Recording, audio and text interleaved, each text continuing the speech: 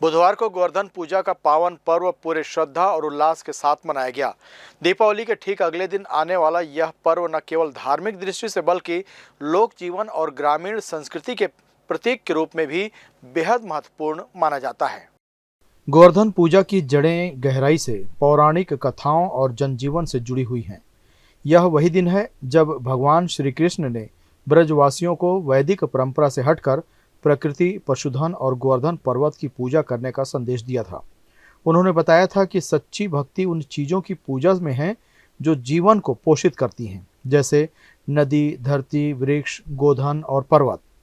कथा के अनुसार जब ब्रज के लोग इंद्र की पूजा में व्यस्त थे, तब नन्हे कृष्ण ने उनसे कहा कि यह पूजा आडंबर बन चुकी है और इसमें भय का भाव अधिक है, भक्ति का नहीं। उन्होंने लोगों को समझाया कि इंद्र को प्रसन्न करने से अधिक आवश्यक है कि प्रकृति की आराधना की जाए। कृष्ण की बात मानकर ग्रामीणों ने इंद्र की पूजा रोक दी और गोवर्धन पर्वत की पूजा शुरू कर दी। इससे क्रोधित होकर देवराज इंद्र ने लगातार 7 दिनों तक घोर वर्षा कर ब्रज को डुबोने की कोशिश की। तब भगवान श्री कृष्ण ने अपनी कनिष्ठा उंगली पर पूरा गोवर्धन पर्वत उठाकर ब्रजवासियों को आश्रय दिया। 7 दिन तक वह पर्वत थामे खड़े रहे और अंततः इंद्र को झुकना पड़ा। यही कारण है कि आज भी इस दिन श्री कृष्ण के गिरधारी स्वरूप की पूजा की जाती है। गोवर्धन पर्वत को लोक देवता के रूप में मान्यता मिली है और कई परिवारों में यह कुल देवता के रूप में पूजे जाते हैं। इसी परंपरा को आगे बढ़ाते हुए बिलासपुर के गोवड़पारा स्थित दर्जी मंदिर परिसर में बुधवार को भक्तों ने बड़े श्रद्धा भाव से गोवर्धन पूजा की। मंदिर में सुबह से ही भक्तों की भीड़ लगी रही। पूजा स्थल पर फूलों और दीपों से सजावट की गई थी। भक्तों ने सामूहिक रूप से गोबर से गोवर्धन पर्वत का प्रतीकात्मक रूप बनाया, उसके चारों ओर दीप जलाए और भक्ति गीतों के साथ परिक्रमा की।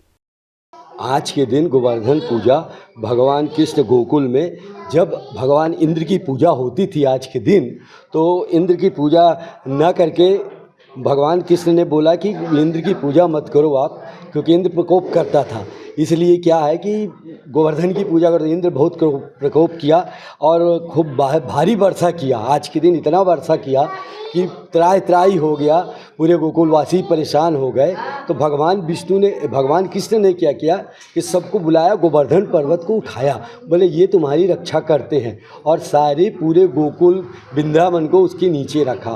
तो उस दिन से फिर इंद्र ने आके माफ़ी मांगा और उसके दिन से ये आज के दिन की पूजा का महत्व, इसलिए आज गोवर्धन पूजा, तो इसका आज के दिन पूजा करने से अच्छा ही फल प्राप्त होता है। गोवर्धन पूजा करने से और धन धान्य की प्राप्ति होती है और इसके बाद अन्नकूट जो भी, क्योंकि वर्षा होने के कारण बहुत चीज़ हो गया, बहुत लोग भूखे थे, तो ये सब मिला के इसीलिए 56 भोग बनाया गया। मतलब सब अपने अपने घर से थोड़ा थोड़ा ला के इकट्ठा किया और उसको प्रसाद बांटे, खाए। इसका बहुत अच्छा फल होता है, इसलिए आज के दिन गोवर्धन पूजा का बहुत महत्व है। 10-20 साल से, मतलब हम लोग 20 साल से नहाते आ रहे हैं। कार्तिक माह में शरद पूर्णिमा के दिन से स्नान करते हैं और डेली आते हैं मंदिर में, भगवान की पूजा अर्चना आरती करते हैं, फेरी लगाते हैं। फिर इस बीच गोवर्धन पूजा होता है। गोवर्धन पूजा में हम लोग सभी लोग गोवर्धन पूजा की पूजा करते हैं, आरती करते हैं और यहाँ भंडारा होता है। सभी कोई प्रसाद ग्रहण करके अपने अपने घर जाते हैं। मंदिर समिति के सदस्यों ने बताया कि यह परंपरा वर्षों से चली आ रही है और हर साल लोग दूर दूर से यहाँ पूजा में शामिल होने आते हैं। इस बार भी विशेष आयोजन किया गया है, जिसमें आरती, भजन संध्या और सामूहिक प्रसादी का कार्यक्रम रखा गया। आयोजकों का कहना है कि गोवर्धन पूजा केवल एक धार्मिक अनुष्ठान नहीं बल्कि प्रकृति और मानव के सह अस्तित्व का उत्सव है। इस दिन लोग पशुधन, खेत, नदी, वृक्ष और मिट्टी को प्रणाम कर जीवन के आधार के प्रति आभार व्यक्त करते हैं। कई वर्षों से अपने परंपरा के अनुसार एक मंदिर में गोवर्धन पूजा होती है। अन्नकूट का कार्यक्रम भी होता है। भगवान जगन्नाथ स्वामी और कृष्ण भगवान यहाँ विराजमान है। हनुमान जी भी है, शंकर जी भी है, राम लक्ष्मण भरत शत्रुघ्न भी है। ये सभी देवी देवता इस मंदिर में विराजमान है। अब गोवर्धन पर्वत की गोवर्धन की पूजा तो आज के दिन होती है, इसीलिए मंदिर में गोवर्धन पर्वत गोवर्धन की पूजा हो रही है। उसके बाद यहाँ भंडारा का कार्यक्रम भी रहता है अन्नकूट का, वो चलेगा शाम तक। पूजा के दौरान जय श्री कृष्ण गोवर्धन धारी के जयकारों से वातावरण गुंजायमान रहा। महिलाएं पारंपरिक परिधान में पूजा अर्चना करती नजर आईं। वहीं बच्चों ने रंगोली और दीप सजावट में हिस्सा लिया।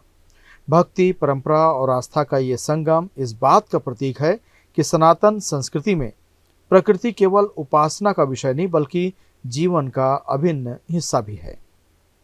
ग्रैंड न्यूज के लिए कैमरामैन राकेश मिश्रा के साथ भारतेंदु कौशिक की रिपोर्ट।